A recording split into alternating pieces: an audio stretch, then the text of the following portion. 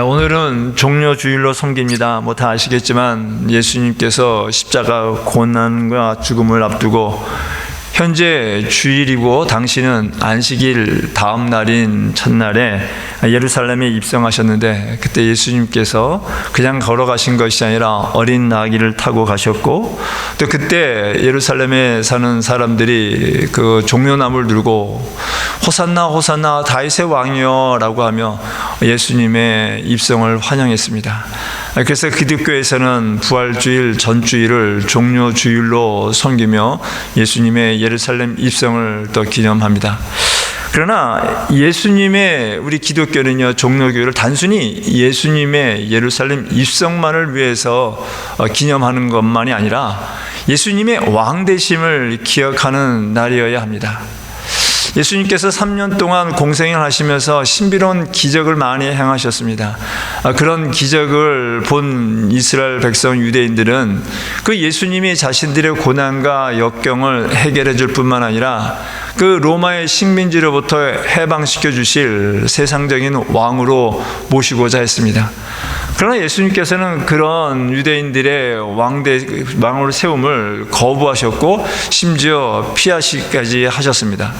그랬던 주님께서 예루살렘 입성할 때는 조금 다른 모습을 보였다는 겁니다.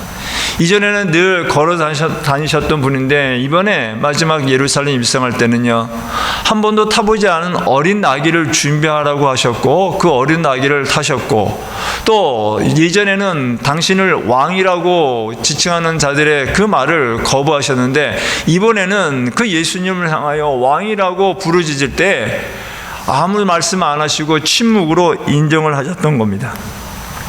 이것은 예수님께서 마지막 십자가 고난을 죽으시기 전에 세상에서 예수님이 왕 되심을 선포하시는 의도였다라는 겁니다.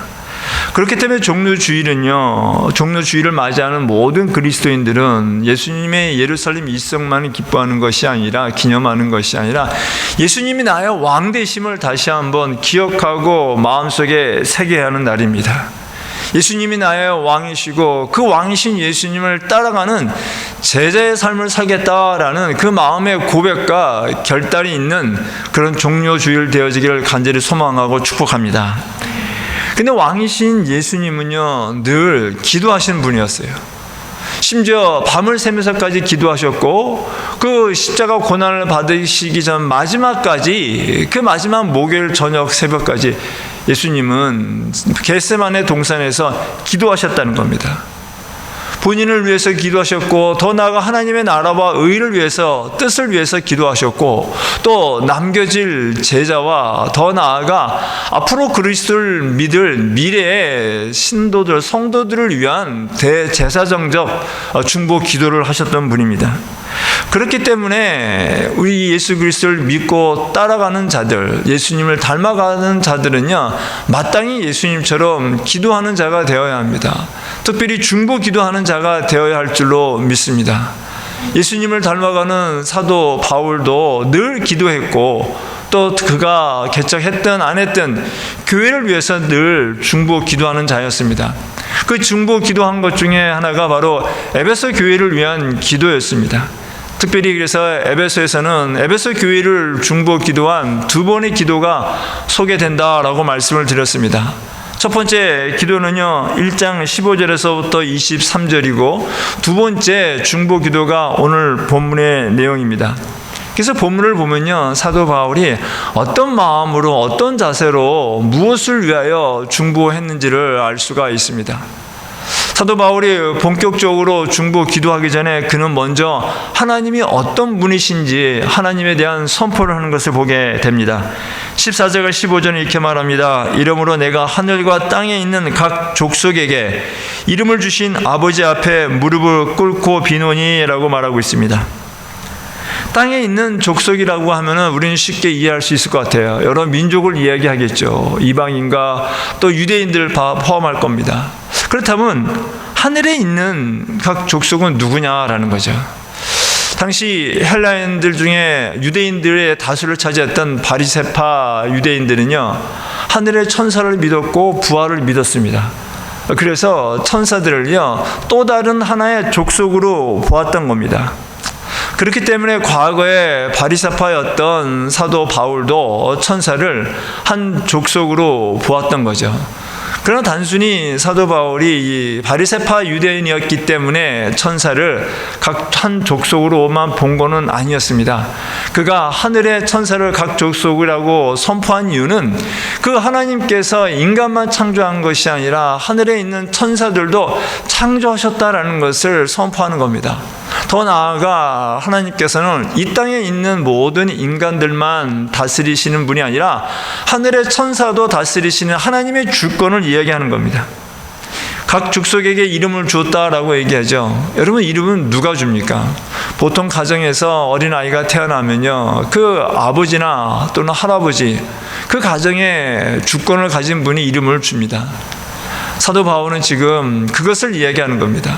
하늘의 천사나 이 땅의 모든 족속, 하나님이 창조한 모든 것들을 하나님께서 주관하시고 그들을 다스리신다는 하나님의 주권을 선포하는 겁니다. 그러면서 이렇게 하는 이유는 나의 기도가 만물을 다스리시는 하나님께 드리는 기도고 하나님께서 이 모든 것들을 주관하신다라는 그 하나님을 선포하는 겁니다.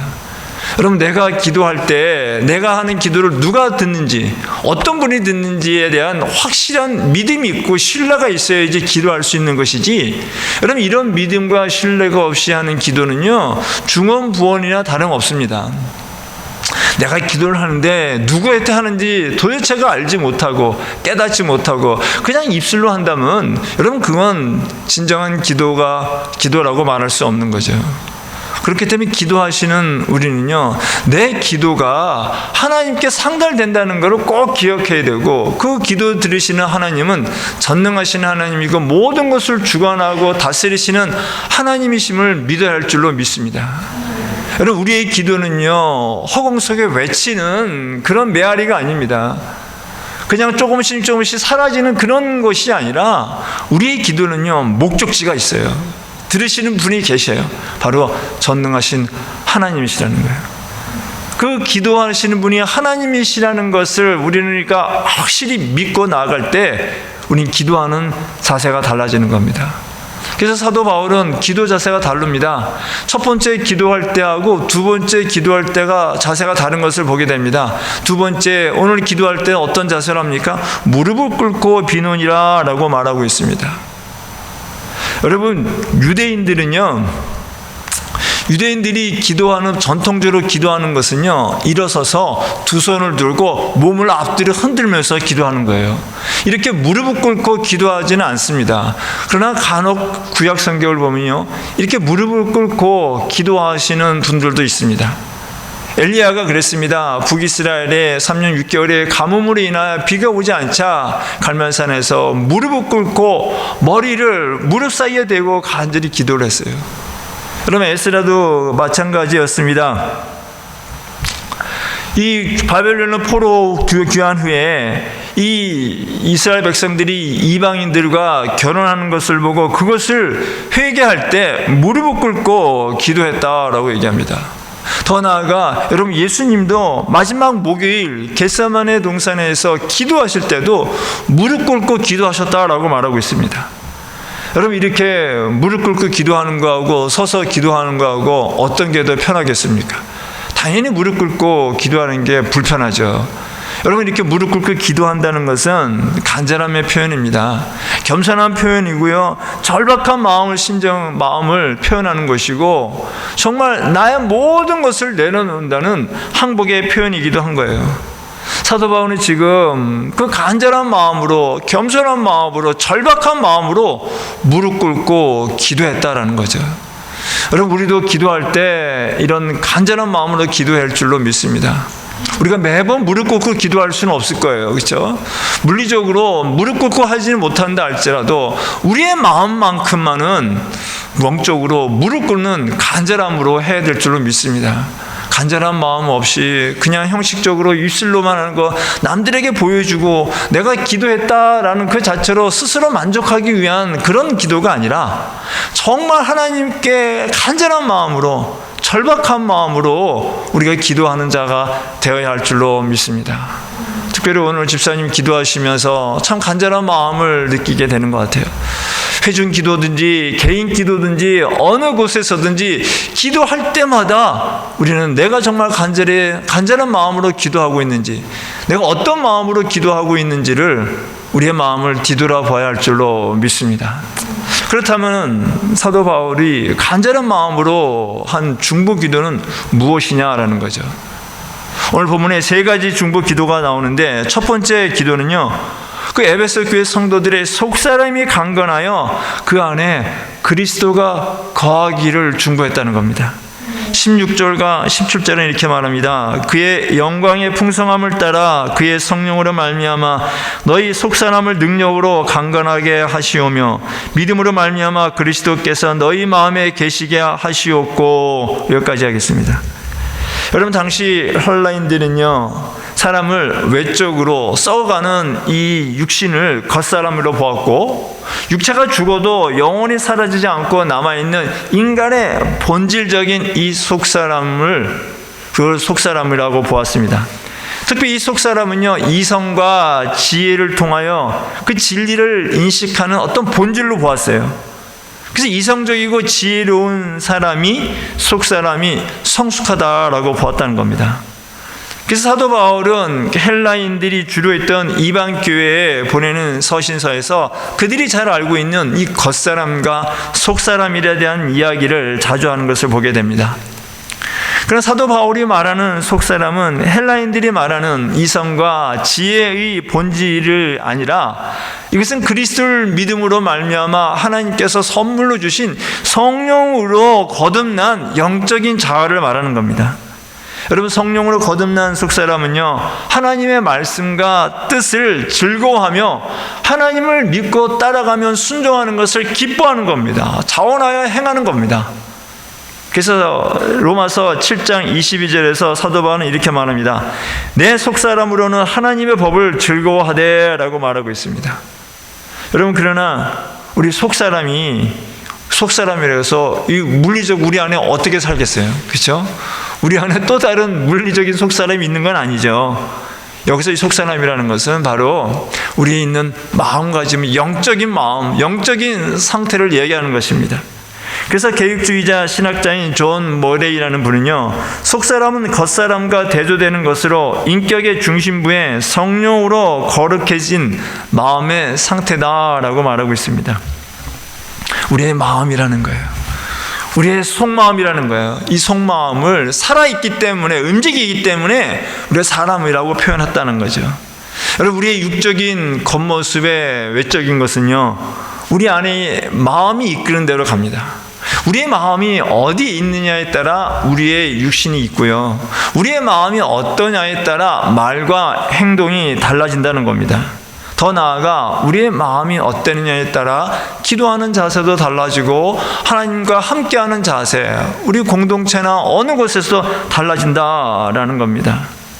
여러분, 그렇기 때문에 하나님을 믿고 나아가는 자들은요, 하나님의 말씀을 따라가는 자들은 그 말씀에 따라가는 거예요. 근데 이 육신은 어떻습니까? 육신은 그렇지 않아요. 육신은요, 계속 부패되는, 노쇠해집니다. 어쩔 수가 없어요, 여러분. 그렇죠? 육신은 계속 노쇠해지고 썩어져 가고 있습니다. 그러나 내 안에 있는 속사람은 그렇지 않아요. 왜요? 내 안에 있는 성령이 이끄는 속사람은요, 계속 하나님의 말씀을 공급받기 때문에 말씀에 따라 새로워지게 되는 겁니다. 그래서 사도 바울은 고린도 후서 4장 16절에서 이렇게 말합니다. 그러므로 우리가 낙심하지 아니하노니 겉사람은 후패하나 우리의 속은 날로 새롭도다 라고 말하고 있는데, 여기서 속은이라는 말이 바로 속사람을 얘기하는 겁니다. 여러분, 우리의 속사람은요, 하나님 말씀을 따라 매일매일 새로워지고 도전하게 된다라는 겁니다. 근데 이렇게 속사람이 생길 수 있는 유일한 방법은요, 바로 성령만이 할 수 있다는 거예요. 그래서 16절이 이렇게 말하죠. 그의 영광의 풍성함을 따라 그의 성령으로 말미암아 너의 속사람을 능력으로 강건하게 하시오며 라고 말하고 있습니다. 여기서 여러분, 능력이라는 헬라어 단어의 의미는요, 듀나미스라고 해가지고요, 이 파괴라는 단어입니다. 다이너마이트 아시죠? 이 다이너마이트가 바로 이 듀나미스라는 단어에서 나온 겁니다. 여러분, 성령이 임하시면 우리 안에 있던 그 세상적인 생각들, 세상적인 욕심들, 나의 이기심들, 나의 야망들, 나의 교만함들, 나의 어리석은 것들이 다 파괴되는 거예요. 성령이 임하면요, 내 안에 있는 세속적이고 세상적인 것들이, 이기적인 것들이 완전히 파괴되어지는 거예요. 내가 파괴하는 것이 아니라 성령이 오면 폭파되는 거예요, 여러분. 요즘 안타깝게 참 중동에서 많은 전쟁이 있지 않습니까? 여러분, 폭탄이 떨어지면요, 어쩔 수 없이 이 물리적인 건물들은요 다 부서지게 돼 있는 거예요. 하나님께서 우리에게 성령의 폭탄을 내려주시면요, 우리의 세속적인 생각과 야망들이 다 무너지게 된다라는 겁니다, 여러분. 이렇게 무너지면 어떻게 돼요? 이제 세상적인 것이 무너지면요, 그 안에 하나님께서 새로운 것을 보내주세요. 그분이 누구예요? 바로 그리스도라는 겁니다. 그래서 17절에 이렇게 말합니다. 믿음으로 말미암아 그리스도께서 너희 마음에 계시게 하시옵고 라고 말하고 있습니다.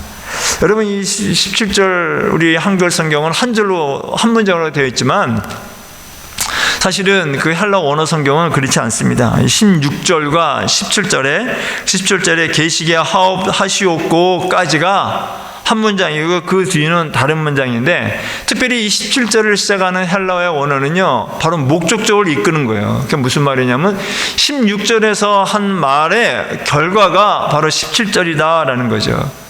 성령이 우리 안에서 파괴하면요, 파괴한 다음에 그리스도께서 그 안에 거하신다는 거예요. 여러분, 더러운 물이 담겨져 있는 컵을 이용하여 깨끗한 물을 마시기 위해서는 어떻게 됩니까? 방법은요, 그 더러운 물을 버리고 씻는 거예요. 그 이외에는 없어요. 뭐 중화제를 넣어서, 중화제 넣어도 마찬가지예요, 여러분. 가장 좋은 건요, 더러운 물을 버리고 씻어서 깨끗한 물을 담아서 마시는 거예요. 우리 안에 우리를 새롭게 하시기 위해서 하나님께서 성령으로 말미암아 우리 안에 있는 것을 폭파시키면서 다 버리시는 거예요. 깨끗하게 하시는 거예요. 그리고 거룩하신 예수 그리스도를 심어주신다는 거예요. 거하게 하시는 거예요. 늘 거하게 하는 것이 여러분 잠깐 거하는 게 아니라는 겁니다. 17절에 계시게라는 말은요, 잠깐 스쳐가는 거. 여러분, 마치 우리 뭐 어디 여행 갔을 때 호텔에 거기서 완전히 머물지 않잖아요. 하루 이틀 머물지 않습니까? 그 영어로 스테이다라고 하잖아요. 잠깐 머무는 거예요. 근데 여기서 계시게라는 것은요, 잠깐 머무는 것이 아니라 항상 거주하는 거예요. 우리가 사는 것을 말하는 것이다라는 겁니다. 어떤 공간적인 걸 얘기하는 거죠.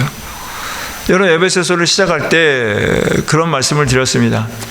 에베소에서는 예수 그리스도 아니다라는 말이 자주 등장한다라고 말씀을 드렸죠. 그 아니다라는 말은 바로 공간적인 개념이에요. 그렇죠? 계속해서 사도 바울은 이 그리스도와 함께 한다는 그 공간적인 개념을 계속 많이 합니다. 함께 한 공간에서 같이 산다라는 거예요. 여러분, 이 말은요, 그리스도께서 잠깐 머물렀다 가는 것이 아니라 함께 사는 것을 얘기하는 거예요. 그리스도와 함께 사는 것이 은혜다라는 겁니다, 여러분. 여러분, 우리가 누구와 함께 살고 누구와 함께 지내느냐에 따라 우리는 매우 큰 영향을 받습니다. 그래서 굉장히 중요합니다, 여러분. 내가 어떤 분하고 있느냐가 중요해요. 여러분, 부정적인 생각과 부정적인 말과 불평 불만하는 분들과 함께 있고 같이 있으면요, 나도 모르게 부정적이 되어버리고 불평 불만을 하게 됩니다. 당연히 그렇게 돼요. 왜냐하면 여러분, 부정적인 말과 그런 불평 불만은요, 능력이 있습니다, 여러분. 파워가 있어요. 나도 모르게 그렇게 되는 거예요. 반대로 긍정적인 분들, 밝은 이야기하시고 웃으며 기뻐하는 분들과 있으면요, 나도 모르게 그분 때문에 기뻐하잖아요. 즐거워하게 되잖아요. 그래서 내가 누구랑 같이 있고 있느냐가 중요한데, 여러분, 우리가 그리스도를 닮아가기 위해서는 어떻게 해야 되겠습니까? 그리스도와 함께 해야 한다는 거죠. 그리스도와 함께 살아가야지만이 나도 그리스도의 영향을 받아 그리스도를 닮아가는 자가 될 수 있다는 겁니다. 여러분, 그런데 부활하신 그리스도를 물리적으로 어떻게 우리가 함께 살 수 있겠습니까? 물리적인 예수님과 우리가 함께 살 수는 없죠. 그래서 하나님께서 물리적인 예수님이 아니라 그럼에도 대신에 함께 할 수 있는 방법을 주셨습니다. 하나님과 예수님과 늘 함께 살 수 있는 방법을 주셨어요. 그것이 바로 하나님의 말씀이고 우리의 속사람 속마음이라는 거예요. 성령님을 통하여 우리에게 속사람을 주셔서 예수님의 말씀을 듣고 또 하나님의 말씀을 듣고 말씀과 동행하며 말씀대로 살아가는 것, 그것이 바로 살아계신 하나님과 부활하신 예수님과 함께 사는 자의 모습이다라는 겁니다. 나의 삶의 공간에서, 삶의 터전에서 하나님 말씀을 늘 묵상하며 말씀대로 살아가는 것이 곧 그리스도 안에 거하고 그리스도의 말씀이 내 안에 거하며 그리스도와 함께 살아가는 자의 모습이다라는 겁니다. 그리스도의 말씀으로 영향받고 그 말씀대로 살아가는 것, 그것이 진정한 그리스도와 동행하는 삶이라는 거죠. 여러분, 제자 훈련하면서 말씀드렸지만 매주 성경 구절을 암송합니다. 이 성경 구절 암송하는 것이 처음에는 다들 힘들어 하셨어요. 물론 지금도 힘들어합니다. 근데 힘들지만 그 매주 하는 그 암송 때문에 매일 이 말씀을 암송하신다는 거예요. 매일 암송하시면서 그 말씀 가운데 깨달음이 있다는 겁니다. 이번 주에 우리가 함께 암송할 말씀이 빌립보서 4장 6절에서 7절 말씀입니다. 아무것도 염려하지 말고 다만 모든 일에 기도와 간구로 너희 구할 것을 감사함으로 하나님께 아뢰라. 그리하면 모든 것 지각에 뛰어난 하나님의 평강이 그리스도 예수 안에서 너희 마음과 생각을 지키시리라 라는 말씀입니다. 이 말씀을 매일 묵상하다 보니까요, 매일 암송하고, 예전에는 처음에는 무조건 기계적으로 암송만 했다는 거예요. 근데 매일 이런 말씀들을 읽고 묵상하다 보니까 이 말씀의 의미들이 다가서면서 삶에 변화되었다라는 그런 여러분들이 말씀을 합니다. 말씀을 매일 묵상하고 하다 보니까 내 삶에 새로운 걸 느낀다라고 하시는 말씀들이 많더라고요. 그래서 예전에는 눈앞에 보이는 것들 때문에 근심되고 염려되는데 이 말씀을 매일 묵상하다 보니까 이제는 근심 걱정 대신 하나님께 맡긴다, 마음이 평안하다, 어떻게 될 것이란 믿음이 생긴다라고 말씀하시는 분들이 여러 분 계시더라고요. 여러분, 이것이 바로 그리스도와 동행하고 그리스도와 함께 사시는 분들의 모습이다라는 겁니다. 말씀을 묵상하고 또 묵상할 때 성령께서 깨닫게 해주시고 담대하게 해주시고 그리스도에 대한 확신을 갖게 되는 것, 이것이 바로 내가 그리스도 안에 사는 거고 그리스도가 내 안에 거하는 그리스도와 동행하는 삶을 사는 거다라는 거죠. 사도 바울은 이런 것을 중보했다는 겁니다. 그리고 사도 바울이 두 번째로 중보한 기도는요, 에베소 교회 성도들이 그리스도의 사랑을 체험적으로 알기를 원했다는 거예요. 두 번째 기도는 조금 전에 말씀드렸던 것처럼 17절부터 시작해서 19절까지 되는데, 이걸 한글 성경은 좀 의역을 했는데 이것을 원어 그대로 그냥 직독을 하면 이렇게 할 수 있습니다. 사랑 가운데 뿌리가 박히고 터가 굳어져 있는 너희는 모든 성도님들과 함께 그 넓이와 길이와 높이와 깊이가 어떠한지를 이해할 수 있기를, 그리고 지식이 넘치는 그리스도의 사랑을 알 수 있기를 기도한다입니다.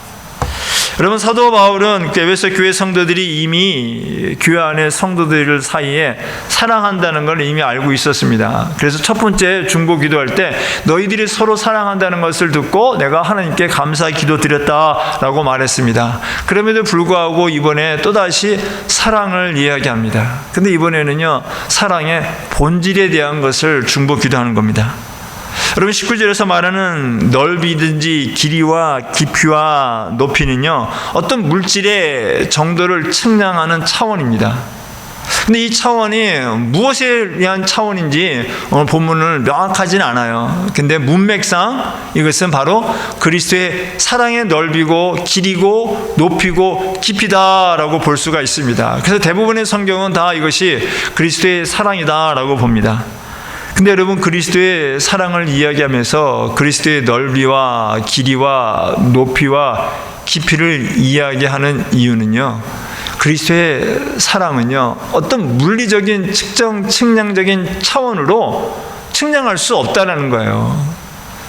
그리스도의 사랑은, 하나님의 사랑은요, 이 땅의 물리적인 그 어떤 것으로도 측량할 수 없을 만큼 무한하다라는 겁니다. 광대하다라는 거예요. 여러분, 우리가 하나님의 사랑을 어떻게 완전하게 표현할 수 있겠습니까? 그리스도의 사랑을 우리가 그 어떤 것으로 이만큼이다라고 말할 수 있겠어요? 우리가 가끔 아이들하고 해도 아빠 엄마를 얼마큼 사랑해? 하늘만큼 땅만큼 얘기하잖아요. 그럼 하늘은 어떻게 측량할 거냐 이거죠.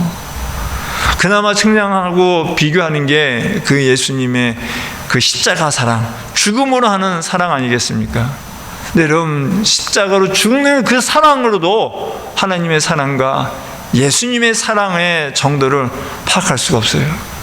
그래서 하나님의 사랑과 그리스도의 사랑은요, 측량하는 것이 아니에요. 매주하는 것이 아니에요. 그냥 느끼는 거예요. 받아들이는 거예요. 근데 이 사랑을요, 지식으로는 받아들이면 한계가 있는 거죠. 세상 사람은 지식으로 얼만큼인지 이렇게 따진단 말이에요. 근데 하나님의 사랑과 그리스도의 사랑은 어떤 측량 단위로 따지는 게 아니라 느끼는 거예요. 경험으로 아는 겁니다. 그렇기 때문에 말하잖아요. 지식에 넘치는 그 사랑을 알고 라고 이야기하고 있습니다. 여러분, 하나님의 사랑, 아니 인간의 사랑도 여러분 지식으로는 알 수 있는 게 아니잖아요. 여러분, 연애 관련 책을 많이 읽어서 연애 지식이 있다고 해가지고 연애를 잘하나요? 그렇지 않아요. 연애 소설 많이 읽어서 사랑 얘기를 많이 알았다고 해서 사랑을 정말 알까요? 그렇지 않아요. 연애는요, 직접 해봐야 하는 거고, 사랑도 받아봐야 하고, 또 사랑도 해봐야지 사랑이 어떤 건지 알 수 있는 거예요. 예전 저희가 필라델피아에 살 때 사모가 그 지역에 있는 한 큰 교회에서 매 여름마다 하는 캠프에 선생님으로 섬긴 적이 있습니다. 사모가 맡은 반 아이들은 4학년이었어요. 근데 4학년 그 반 아이 중에 한 남자아이가 한 여자아이가 이뻤는지 그 여자애한테 사랑한다라고 말하면서 뭐 카드도 선물도 주고 막 그랬다는 거예요. 그런데 이제 어느 날 이제 중간에 간식 시간이 있는데 이 남자아이가 초콜릿을 먹고 있었다는 거예요. 근데 그 옆에 있는 그 여자아이는 그것이 없었던 거예요. 그래서 먹고 싶었나 봐요. 그래서 초콜릿 좀 달라고 그랬더니 이 남자아이가 초콜릿 안 준다는 거예요. 내가 먹을 거밖에 없다고 안 준다는 거예요. 여러분, 이게 사랑이냐 이거죠. 이 남자아이는 어떻게든지 사랑이란 말은 들었던 거예요. 근데 그 진정한 사랑이 무엇인지 몰랐다는 거예요. 여러분, 사랑하면요, 초콜릿 하나 줄 수 있어요. 아니, 나는 안 먹고 다 줄 수 있는 거예요, 여러분. 진정한 사랑은요, 나눠주는 거고 다 주는 거예요. 베풀고 양보하고 희생하고 헌신하는 게 진정한 사랑이다라는 거죠. 여러분, 근데 혹시 하나님께서 우리가 그걸 요구하지 않을까요? 우리가 하나님을 사랑한다라고 이야기하지만 하나님께서 그럴 때 너가 나를 사랑하니까 너의 시간과 너의 물질을 나를 위해서 좀 주지 않겠니? 라고 말했을 때 예, 여기 있습니다 라고 할까요? 아니면 하나님, 지금 제가 바빠가지고요, 다른 것부터 먼저 해야 돼요. 소도 사야 되고요, 장가도 가야 됩니다. 하나님, 또 사업도 해야 됩니다. 하나님, 또 내 공부도 해야 됩니다. 하나님, 이 물질은요 정말 써야 할 때가 있어서 지금은 안 되겠네요 라고 하지 않겠습니까? 하나님께서 나를 사랑하니 너의 마음을 나에 줄 수 있지 않겠니? 조금만 줄 수 없겠니? 라고 하실 때 아니요, 하나님, 내 마음은 다른 데 있습니다. 바쁜 게 있으니까 나중에 드릴게요 라고 말하지 않겠습니까? 그럼 우리가 정말 하나님을 사랑한다면요, 하나님께서 원하시는 거 드릴 수 있습니다. 시간도 드릴 수 있고요, 물질도 드릴 수 있고요, 우리 마음도 드릴 수 있고, 우리 삶도 드릴 수 있어요. 우리가 교회를 정말 사랑한다면요, 교회를 위해서 우리의 시간도 드릴 수 있고, 우리의 물질도 드릴 수 있고, 우리의 마음도 드릴 수 있어요. 내 사랑하는 아내와 내 사랑하는 남편과 내 사랑하는 자녀들 위해서 얼마나 많은 희생과 헌신을 하십니까? 내가 우리 교회 성도들을 사랑한다면요, 그들을 위해서 내 시간과 내 물질과 내 마음도 희생할 수 있는 거예요. 사도 바울은 에베소 교회 성도들에게 이런 사랑을 할 수 있도록 중보하고 있다는 겁니다. 그리고 사도 바울이 세 번째로 중보 기도한 것은요, 하나님의 모든 것으로 충만하시기를 원하는 겁니다. 19절을 중간부터 보면 읽겠습니다. 하나님의 모든 충만하신 것으로 너희에게 충만하게 하시기를 구하노라 라고 얘기했어요. 19절 역시 그 한글 성경은 한 문장처럼 되어 있지만 헬라어 원어 성경은요, 하나님의 모든 충만하신 것부터 시작을 합니다. 그래서 이것을 시작하는 것이에요. 그래서 모든 것이 충만하기를 기도한다라고 얘기합니다. 근데 여기서 하나님의 모든 것이라는 것은 무엇일까요? 이것은 어떤 특정한 것을 얘기하는 것이 아니라 하나님 존재 그 자체예요.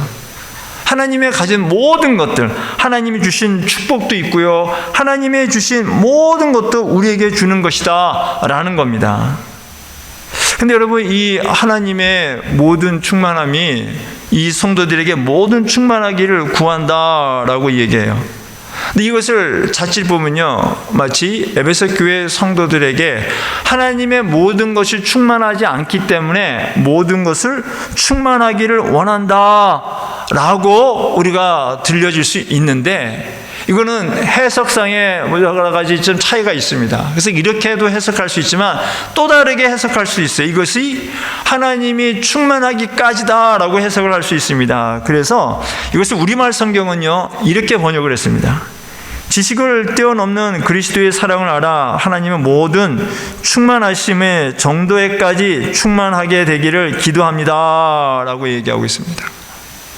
그게 무슨 말이냐면요, 하나님께서 모든 것들을 이미 우리에게 주셨다는 거예요. 모든 것들을 채워주셨는데 우리가 부족하기 때문에 그 충만한 것을 깨닫지 못해서 부족하다라는 겁니다. 조금 더 자세히 말씀드리면요, 한 여인이 크루즈를 타는 걸 되게 소망했대요. 소망했다는 겁니다. 그래서 이 여인이 수년간 돈을 모아서 크루즈들을 탔대요. 티켓 사고 타려고 하는데 한 가지 문제가 생겼습니다. 크루즈 안에서는 또 먹고 살아야 되는데, 며칠을 먹어야 되는데 그 안에서 먹고 살 먹을 음식 살 돈이 부족했다는 거예요.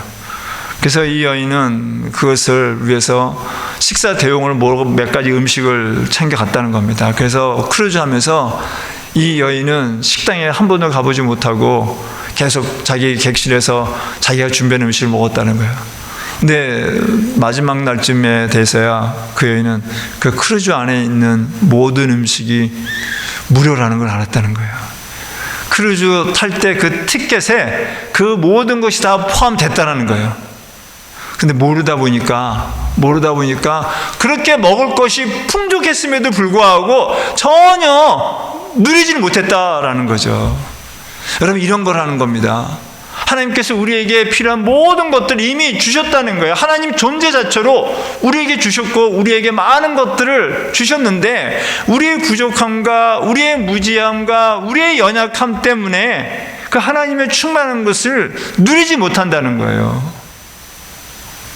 야베스의 기도처럼 하나님께서 우리를 위해 축복, 우리의 선물을 많이 있는데 우리가 그걸 구하지 않았기 때문에, 간구하지 않았기 때문에 주지 않았던 것처럼 하나님께서 우리에게 모든 걸 주셨다는 거예요.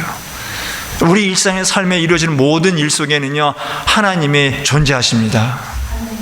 좋은 일, 나쁜 일, 불행한 일, 안 좋은 일, 마음 상하는 일, 그 모든 일 속에는 하나님이 존재하시는 거예요. 그걸 통해서 우리에게 주시고자 하시는 하나님의 메시지가 있다는 거예요. 그 선물이 있다는 거예요. 근데 우리는 몰라요. 우리는 못 느껴요. 그래서 하나님께서 우리에게 성령을 통하여 속사람을 주신 거예요. 성령의 이끌림 받는 우리의 속사람이 성령의 이끌림 받아 말씀을 읽고 깨닫고 그 말씀들을 삶에 적용하면 우리 삶에 충만하신 하나님을 느끼고 깨닫고 그래서 믿음으로 나아가게 되는 겁니다. 사도 바울은 그것을 위해서 중보 기도합니다. 그리고 마지막 20절과 21절을 통하여 마지막 송영을 합니다. 20절은 이렇게 말합니다. 우리 가운데서 역사하시는 능력대로 우리가 구하거나 생각하는 모든 것에 더 넘치도록 능히 하실 이에게 21절 교회 안에서 그리스도 예수 안에서 영광이 대대로 무궁하기를 원하노라. 그럼 20절에 그런 말을 합니다. 우리가 구하거나 생각하는 모든 것에 더 넘치도록 능히 하실 이에게. 다시 한번 사도 바울은 기도를 마치면서 하나님이 어떤 분이신지를 얘기합니다. 하나님이 어떤 분이라고 합니까? 우리가 아는 거, 우리가 필요한 것보다 더 많은 것들을 주시는 분이다라는 거예요. 하나님은 우리가 필요한 거, 우리에게 중요한 걸 다 아시는 분이에요. 아셔서 주십니다. 여러분, 자녀를 키워본 부모님들은 어린 아이가 말을 못하지만 그들이 울 때 그들이 무엇을 필요하는지 아시잖아요. 먹을 것도 그래서 울면 배고픈가 보다. 그래서 젖도 먹이시고, 울면서 애가 또 용변이 했나 보다. 또 기저귀를 갈아주시잖아요. 울면 어떤 건지 알잖아요. 엄마 아빠는 알아요. 특히 엄마는 알아요. 근데 그러다 보면요, 어떤 때는요, 이 시간만 되면 이 아이가 무엇이 필요한지 아시잖아요. 그러니까 아셔가지고 미리 먹여주시고 미리 기저귀 체크해서 갈아주시잖아요. 사람도 그런데 하나님께서 안 그러시겠습니까? 전능하신 하나님께서는 저와 여러분이 무엇이 필요한지를 알고 필요한 때 공급해 주시리라 믿습니다. 여러분, 이런 하나님을 믿고 나아갈 때 그곳에 하나님의 영광이 있는 거예요. 마지막으로 사도 바울은 교회에 그리스도 안에 하나님의 영광이 가득하기를 소망하면서 기도를 마무리합니다. 우리 하나님께서 우리 사랑하는 영락교회 안에, 우리 성도님들 개인 안에, 그 가정 안에 하나님의 영광이 가득하기를 간절히 축복합니다.